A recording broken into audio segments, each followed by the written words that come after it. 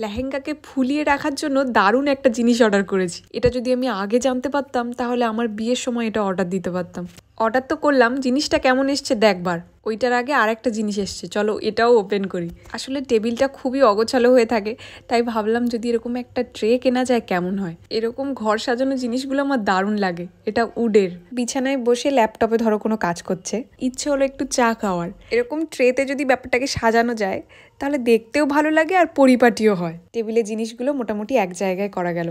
এই ফুলটা বানিয়েছিলাম, এখানে রাখতে বেশ ভালো লাগছে। কিন্তু চলো এবার ওইটা ওপেন করি। আমি তো অনলাইনে এরকম দেখেছিলাম, স্ক্রিনশট দিয়ে দিলাম। দেখি এবারে সামনাসামনি জিনিসটা কেমন। এটা আমি কেন অর্ডার দিয়েছিলাম জানো?